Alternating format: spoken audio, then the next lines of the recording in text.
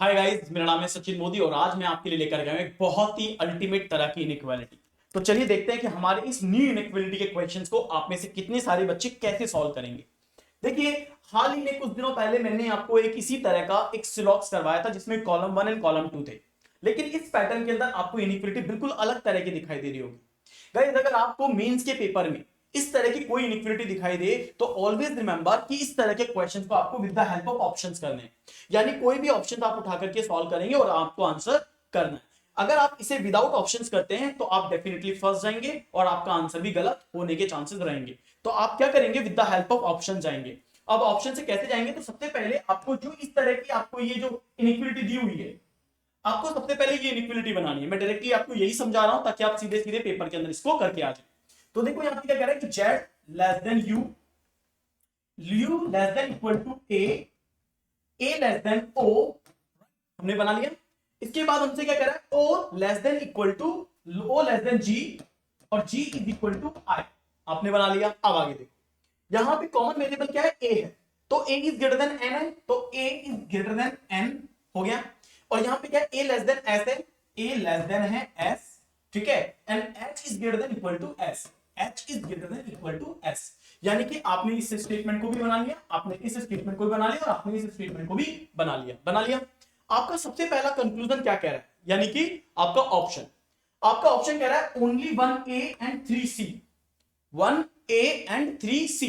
तो 1 के साथ a लीजिए, 1 के साथ a लेंगे और 3 के साथ में आप क्या लेंगे, c लेंगे, राइट।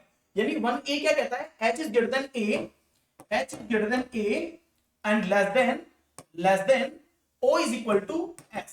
ये आपका 1a हो गया, ठीक है।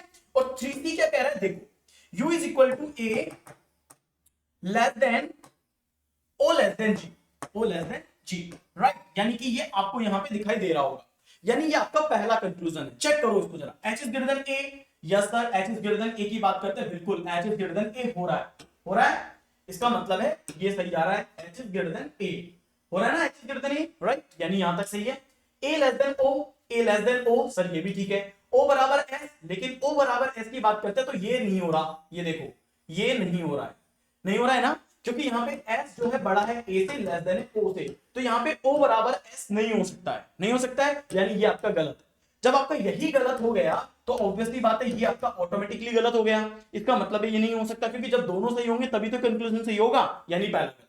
अब आप यहां पे थोड़ा सा दिमाग लगाएंगे और एलिमिनेशन को यूज करेंगे, क्योंकि आपको पता तो लग ही गया कि हाँ सर 1 के साथ में a कभी सही नहीं हो सकता, तो 1 के साथ a कभी सही नहीं हो सकता, ये भी गलत, और 1 के साथ में a सही नहीं हो सकता, ये भी गलत। तो कितने ऑप्शन आपके रिजेक्ट हो गए, आपके पहला ऑप्शन भी रिजेक्ट हो गया, आपका दूसरा ऑप्शन भी रिजेक्ट हो गया और आपका चौथा ऑप्शन भी रिजेक्ट हो गया। अब बात क्या आती है, अब इनमें से और इनमें से एक चेक करना है, तो सीधे लास्ट वाले को चेक करते हैं, उसमें ज्यादा चीजें हैं। 1c दोनों में कॉमन है, तो ऑब्वियसली बात है 1c को चेक नहीं करेंगे तो भी चलेगा।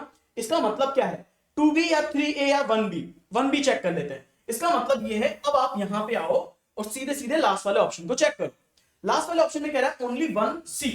अब 1 का c से चेक कैसे करेंगे, देखिए यहां पे 1 है और यहां पे c है, इसको चेक कैसे करेंगे कि h is greater than a less than और o less than g, check करिए, क्योंकि ये आपका 1c है, 1c चेक करते हैं। h is greater than a आपका सही हो रहा है, राइट, ये सही हो रहा है। a लेस देन o सही हो रहा है। o less than g, yes o less than g यहां पे सही हो रहा है। इसका मतलब है 1c, तो ऑब्वियसली बात है हम पहले ही समझ गए थे सर 1c तो दोनों में सही हो रहा है, क्योंकि दोनों में आ रहा है, 1c सही है। अब चेक करते हैं 2b, यानी कि 2 इधर से लेंगे और b इधर से लेंगे, तो क्या आ रहा है, u less than o less than और i is equal to g, ये यहां पे आगे है यहां पे, राइट, बात समझ में आ गई। अब यहां पे देखो u लेस देन o सही है या नहीं है, यहां पे आओ u less than o, sir ये u लेस देन o तो सही हो रहा है, right. o less than i सही हो रहा है क्या, बिल्कुल सही हो रहा है, right. And i is equal to g, तो बस बिल्कुल दोनों इक्वल है, ये सही हो रहा है। इसका मतलब है आपका 2b भी क्या हो रहा है, राइट हो रहा है। अब एक काम करते हैं 3a चेक कर लेते हैं, पैटर्न तो समझ में आएगा हमें कि कैसे करना है। 3a चेक कर लो, तो 3 के साथ में a को मिलाओ, है ना, तो u is equal to a, बताओ कहां पे u is equal to a हो रहा है, क्या कंफर्म हो रहा है कि u is equal to a, it's a possibility. आप सीधे सीधे कह सकते हो सर ये गलत हो गया। अब आप आओ 1b पे, 1b को क्रॉस चेक करो, है ना। अब देखो ये आपका 1 है और ये आपका b है, तो h is greater than a, अब आपका आ गया h is greater than a, okay, और less than and i is equal to g, क्योंकि i is equal to g यहां पे दिया हुआ है। अब मुझे ये चेक करना है सही है या नहीं। h is greater than a, h is greater than a, right, a less than i, a less than, obviously बात है पूरा है i से, बिल्कुल है, and i is equal to g, i is equal to g।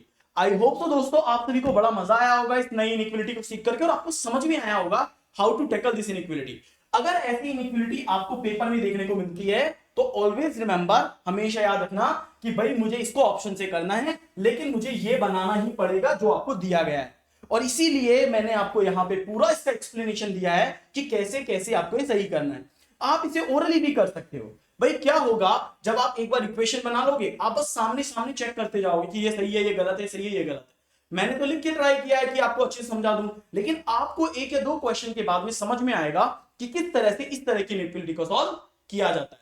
तो दोस्तों अगर आपको ये चैनल, अगर ये वीडियो अच्छा लगा, अगर आपको लगा कि हाँ बहुत अच्छा क्वेश्चन सचिन मोदी सर ने आपको बताया, नई इनइक्वालिटी आपको सिखाई है, सो प्लीज आप हमारे चैनल बैंक लैडर को जरूर सब्सक्राइब करें, वीडियो को लाइक करें, वीडियो को शेयर करें, और इस तरह के और वीडियोस के लिए आप हमारे साथ जुड़े रहिए। फिर मिलते हैं आपसे नेक्स्ट सेशन में। Thank you so much.